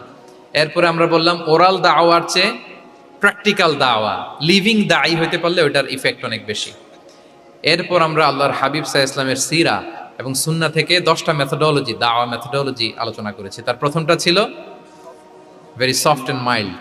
দাওয়া ল্যাঙ্গুয়েজটা সফট অ্যান্ড মাইল্ড হতে হবে। 2 নাম্বার, কোশ্চেন থ্রো করতে হবে অ্যাটেনশন ড্র করার জন্য। 3 নম্বরে, visual explanation to make the দাওয়া মোর ইফেক্টিভ অ্যান্ড প্রোডাক্টিভ। তারপরে 4 নাম্বার, গ্রাজুয়ালিটি, ধীরে ধীরে, ধাপে ধাপে, একবারে সব চাপিয়ে দেওয়া যাবে না। 5 নম্বরে, ইমোশনাল ইন্টেলিজেন্স ইউজ করতে হবে। 6 নম্বরে, ফুল অফ লাভ, দাওয়া should be full of love. 7 নম্বরে, কাউকে শুধরে দিতে চাইলে লজ্জা দিয়ে অন্যের সামনে শুধরে দেওয়া যাবে না, রাসূল সাল্লাল্লাহু আলাইহি ওয়াসাল্লাম যেভাবে শিখিয়েছেন ওইভাবে কারেক্ট করতে হবে। 8 নম্বরে, দাওয়া should be applied in yourself, আগে নিজের মধ্যে। 9 নম্বরে, কনসিডারেট হইতে হবে, উচ্চ বিবেক বোধ সম্পন্ন। 10 নম্বরে, প্রপার টাইমিং। ঝোপ্য যে কোপ, বাংলা একটা কথা বলে না, কি বলে? ঝোপ্য যে, তার মানে সময় মতো, সময়ের 1/4, অসময়ের সময় মতো। যখন আপনি মনে করবেন it's high time to give দাওয়া, ডু ইট, এটা করেন। এইভাবে আল্লাহ রাসূল সাল্লাল্লাহু আলাইহি সাল্লামের দাওয়া মেথোডোলজি ফলো করে যদি আমরা দাওয়া কাজ করি, দাওয়াটা প্রোডাক্টিভ হবে এবং খুব ইফেক্টিভ হবে। আশা করি আল্লাহর হাবিব সাল্লাল্লাহু আলাইহি ইসলামের এই যে দাওয়া মেথোডোলজি, এবং এটা কিভাবে আমাদের সাথে রেলেভেন্ট হতে পারে, কিভাবে এটাকে আমরা ইফেক্টিভ করতে পারি আর প্রোডাক্টিভ করতে পারি, এ ব্যাপারে আপনারা একটা মোটামুটি ধারণা পেয়েছেন। আল্লাহ তাআলা আমাদের সবাইকে কথাগুলো বুঝার ও আমল করার তৌফিক দান করুক। হাযা মা ইনদি ওয়াল ইলমু ইনদাল্লাহি আলাইহি তাওয়াক্কালতু ওয়া ইলাইহি উনীব। আসসালামু আলাইকুম ওয়া রাহমাতুল্লাহি ওয়া বারাকাতুহু।